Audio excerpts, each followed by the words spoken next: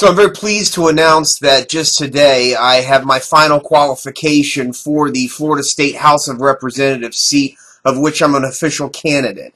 I appreciate all of the signatures and support that all of you have provided in allowing me to get on this ballot, but frankly, that's not the real issue.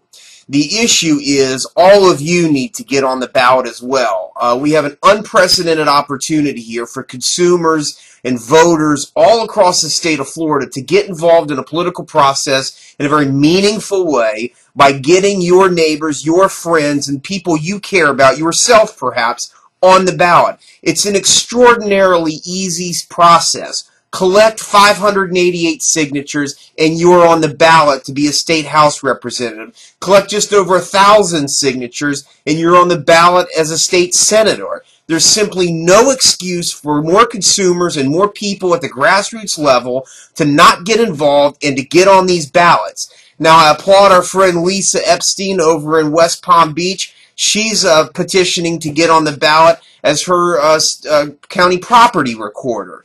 Peter Richter down in Naples is a gentleman who is likewise running in a sort of pro-consumer way to get on the ballot. Now, I got to tell you, I've got a real problem with the fact that there are a lot of people out there complaining about what's going on, but who are not doing anything positive about it. This aspect of getting on the ballot in state and Senate House races and actually running and being part of a very real conversation is one very meaningful way that you can take action and get involved. Now, we all have to understand what's happening over the next couple of months here. You all know the Republican National Convention is going to be in Tampa. That is going to illustrate the very worst parts of our political dynamic right now. Tampa is going to be a hornet's nest of activity from people all across the country coming into this state and expressing what they feel is wrong, and in fact what is very wrong with our political process, not just here in the state of Florida, but across our entire country. But the fact of the matter is that we have an opportunity to seize on in a very powerful, pragmatic, and peaceful way to make a statement about what's going on with our political dynamic here in this country and frankly in the state of Florida. So it is incumbent upon every single one of you to take advantage of this once in a 10-year opportunity and frankly once in a lifetime opportunity to get more involved and get on ballots. I'm going to have links here to the State Division of Elections website and also another website and video that I have explaining just how quick and easy it is to get on ballots. And so for all of you people out there that are Occupy or Tea Party or who just want to get involved for your own way, get these petitions out there, get on the ballots, and then be part of a dynamic process. If you're not going to do that, then frankly you lose all credibility and you lose the opportunity to complain about what's going on out there. So occupy the ballots, number one.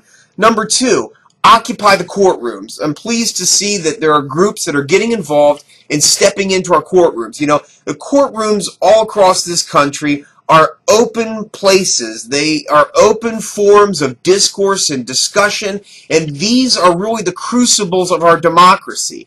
And yet, far too often, all across this country, these courtrooms are empty. Our judges sit in there alone, their judicial assistants sit in there alone, without the support and encouragement of the people that they took a constitutional oath to defend and protect.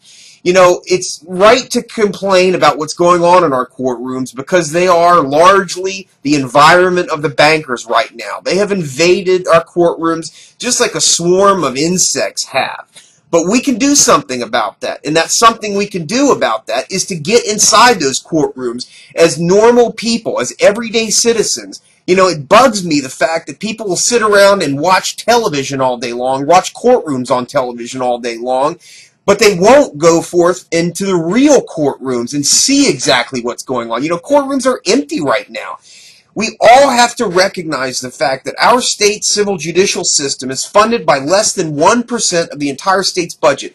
That is an absolute desecration of our system of government to know that our legislature and executive branch have cut our court system down to the bone, absolutely to the bone, so that our judges, our clerks, our judicial assistants are struggling like never before.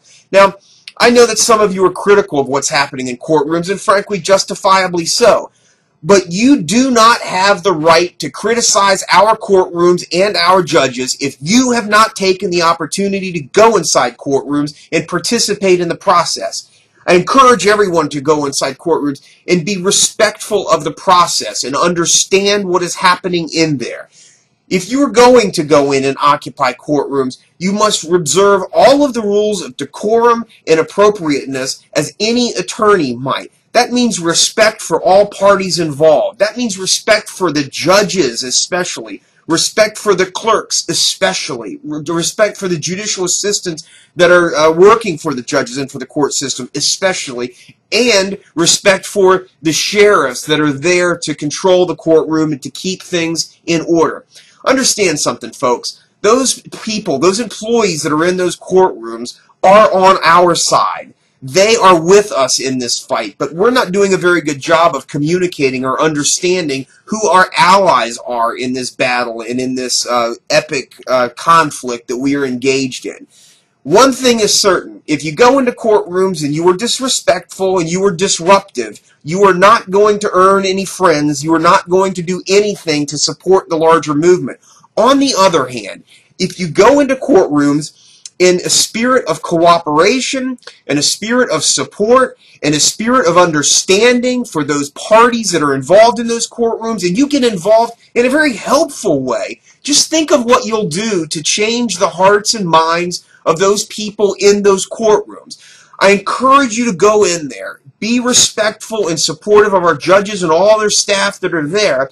I think when you do, you will come away with a greater understanding of what's happening in our courtrooms, and importantly, our court staff and judges will have a much greater understanding of the groundswell of public support out there for the work that they're doing.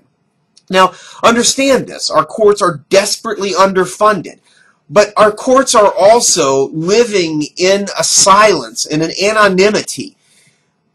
Our judges and our court staff cannot advocate for themselves. As part of the role and function that they assume, they cannot get out there and complain about the fact that they're underfunded or complain about the fact that they are under attack by a legislative branch and under an executive branch. So they have to sit there in quiet anonymity and just sort of do their job.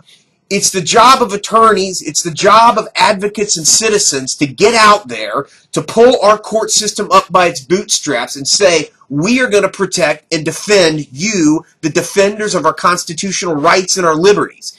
Because they can't do that, this must be a groundswell, grassroots operation of support for our court system, which is desperately under attack. I can tell you as an attorney who spends time in the courtrooms every day, our court system is under attack. Our laws are under attack because the banks and institutions and the corporations have a very effective means of going in there and changing the law ever so slightly and sometimes in very dramatic ways, both in the courtrooms and then in the legislature. But again, it's up to you as citizens to get in there and first understand the processes and then start making some changes to affect these things. Again, supportive, positive, understanding what's going on out there, and then importantly, share your efforts and experiences with the larger public. So 2 messages here today. Occupy the ballots. I'll have a link here to show you exactly how you and anybody else can get on ballots, number 1.